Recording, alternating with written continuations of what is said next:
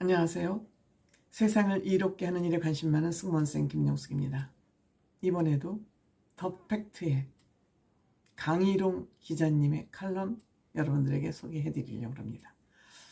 강희롱 기자님, 믿을 수 있는 정말 팩트 중심으로 칼럼을 쓰고 있기 때문에 신뢰를 가지고 기사를 관심 있게 보고 있습니다. 이번에는 주제가 미스터 트롯 2 불타는 트롯맨이 지금 진행되고 있지만 이명웅만한 가수는 나올 수 없다. 아무리 트롯 오디션을 해도 이명웅만한 가수가 나올 수 없는 이유가 무엇인지에 대해서 칼럼을 썼습니다. 지금부터 기사 원문 그대로 여러분들에게 옮겨드리도록 하겠습니다. 낯익은 재탕 3탕 도전자들, 중반전 이후 줄줄이 탈락, 바람머리 자초, 들러리 전락, 참신한 신인 지원 부족 한계. 이렇게 핵심 키우 문장을 뽑았습니다. MBN의 불타는 트롯맨과 TV조선 미스터트롯 시즌2는 현재까지 각각 8회가 방송됐습니다. 이례적으로 하루 걸러 방송되는 경쟁 구도를 벌이며 방송 전부터 분위기를 띄웠는데요. 오디션 특성상 후반부로 갈수록 관심도는 상승하는 게 일반적입니다. 그런데 이전과는 뭔가 다른 기류가 감지됩니다. 2020년 1월부터 3월까지 방송된 미스터 트롯은 최고 시청률 35.7%를 찍으며 이전 JTBC 드라마 스카이캐슬 23.7%가 갖고 있던 종편 채널 최고 기록을 깼습니다. 종편 채널로서는 스카이캐슬 23.7%가 최고였는데 미스터트롯2가 이 기록을 깼다는 내용입니다.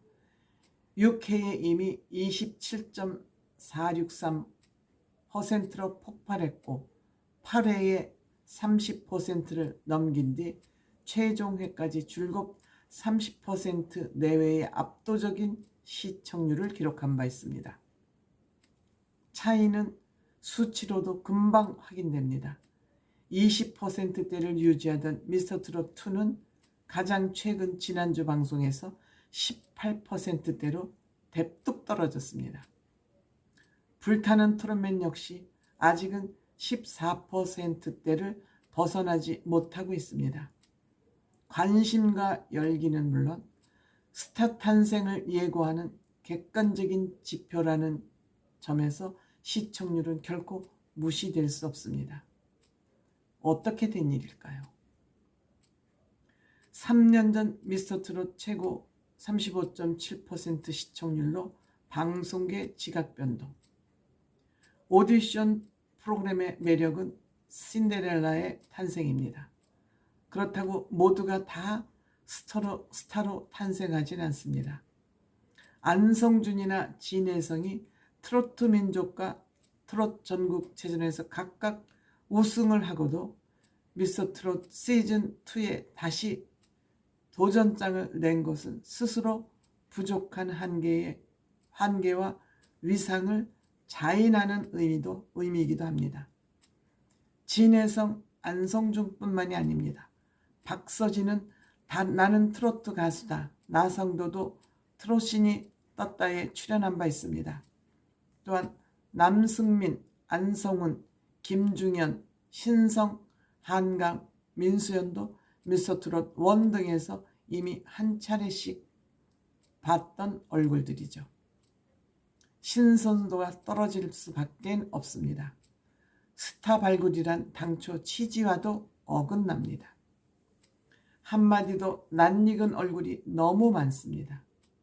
더 이상 새로운 스타 탄생을 기대하기 어렵다는 말이 나오는 건 이 때문입니다. 특히 이명웅 같은 특급 스타는 두 번 다시 나오기 힘들다고 말합니다. 이전 오디션 열기를 넘어설 참신한 아마추어 자원이 부족하다는 건데요. 폭발력을 이어갈 동력이 없습니다. 일부 신인 가수 오디션마다 반복 출연, 탈락하면 오히려 오디션 프로그램에 익숙한 시청자들의 수준은 이미 마스터석에 앉아있는 레전드급들 못지않습니다. 누가 다음 라운드에 올라갈지도 노래를 들어보고 먼저 알 정도가 됐죠. 이전과 다르지 않은 판박이 구성, 특정 참가자 밀어주기 의혹은 불신과 부작용에 불씨로 되살아날 여지를 남겼습니다. 관심을 떨어뜨릴 요인입니다. 아무리 맛있는 요리도 재탕, 삼탕은 식상할 수밖에 없습니다. 팬덤을 가진 일부 기성 가수들 중에는 초반 프로그램 주목도를 높이는 바람잡이 역할을 했을 수는 있겠지만 중후반 이후 대부분 탈락하며 결과적으로 들러리를 선 꼴이 됐고 얻은 결과도 없습니다. 처음부터 신드롬급 스타가 탄생하기는 애초부터 불가능한 구도입니다. 내용이 이렇습니다. 때문에 임영웅 같은 스타는 탄생할 수 없다. 이런 얘기를 종합적으로 이 칼럼은 얘기하고 있습니다. 저는 이 부분에서 조금 생각을 달리하는 것은 물론 기성 가수들 타 오디션에서 뭐 우승을 했던 탈락을 했던 그런 얼굴들이 이 오디션에 참가하는 이유는 있다고 생각이 됩니다. 물론 바람잡이 역할도 하겠지만 아티스트들은, 연예인들은 대중에게 그 이름 석자, 얼굴을 알리는 것이 매우 중요합니다. 얼굴이 알려지고 이름이 알려진 사람들과 그렇지 못한 사람들이 외부에서 평가하는 기준은 현격히 다릅니다. 몸값이 달라집니다. 그럼에도 이들이 사실 어떻게 보면 떨어지고 자꾸 오디션에 참가하는 건 자존심 상하는 일이긴 합니다.